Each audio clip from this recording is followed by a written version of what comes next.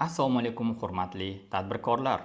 Oxirgi vaqtlarda ko'pchilik tadbirkorlik subyektlari tomonidan o'ziga tegishli bo'lgan kompaniyalarni tugatish, ya'ni likvidatsiya qilish jarayoni cho'zilib ketayotganligi sababli, demak, ular tomonidan yoki yopmoqchi bo'lgan, likvidatsiya qilmoqchi bo'lgan kompaniyalarni boshqa bir kompaniyaga qo'shib yuborish orqali xuddiki likvidatsiya jarayonini tezlashtirish mumkinmi va buning qonuniy va huquqiy oqibatlari haqida ko'p savollar kelib tushmoqda. Keling, qo'shib yuborish haqida, ya'ni slyaniya qo'shib yuborish haqida qisqacha ma'lumot berib o'tamiz.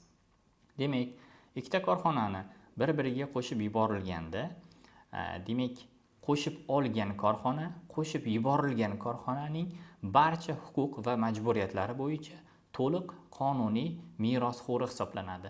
Ya'ni uning barcha huquq va majburiyatlari yangi yoki qo'shib olgan korxonaga o'tadi.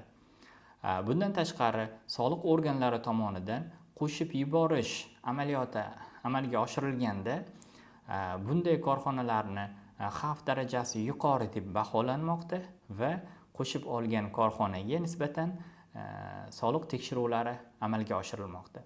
Soliq tekshiruvlari nafaqat qo'shib olgan kompaniyaning, balki qo'shib yuborilgan kompaniyaning ham soliq bo'yicha soliqlarni to'g'ri to'laganlik, soliq majburiyatlarini o'z vaqtida yuritganlik va hokazo soliq tekshiruvlari amalga oshirilmoqda.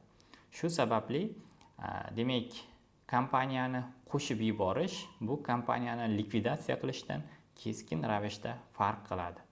Agar sizning korxonangiz oxirgi 3 yilda oboroti 10 milliard so'mdan kam bo'lgan bo'lsa va debitor kreditorlik qarzlari mavjud bo'lmagan holatda, shuningdek, soliq organining tahlil risk analiz tahlil ma'lumotlari bo'yicha sizning korxonangizning xavf darajasi past deb baholanganda, sizda soliq auditi o'tkazilmagan holda korxonani tugatish imkoniyati mavjud. Bunda siz soliq organiga, demak, davlat xizmatlari orqali korxonani tugatishga ariza berasiz. Arizangiz soliq organiga kelib tushgandan keyin o'sha My soliq sayti orqali tugatish balansini taqdim qilasiz. Soliq organi tugatish balansini qabul qilgandan keyin o'z o'rnida xulosa shakllantiriladi va tegishli organlarga va sizga ushbu xulosani taqdim qiladi. Va bu yordamida siz bankdagi hisob raqamlaringizni yopishingiz va o'zingizni yopmoqchi bo'lgan, ya'ni tugatayotgan kompaniyangizni davlat reyestridan chiqarish bo'yicha Davlat xizmatlari markaziga tegishli hujjatlar bilan takroran murojaat qilishingiz lozim bo'ladi. Bu o'rinda Davlat xizmatlari markazi tegishli hujjatlar taqdim qilingandan keyin sizning korxonangizni reyestrdan chiqarib beradi. Shunda korxona to'liq tugatilgan hisoblanadi. O'ylaymizki, berilgan ma'lumotlar siz uchun foydali bo'ldi. Bizni kuzatishda davom eting. Sog' bo'ling.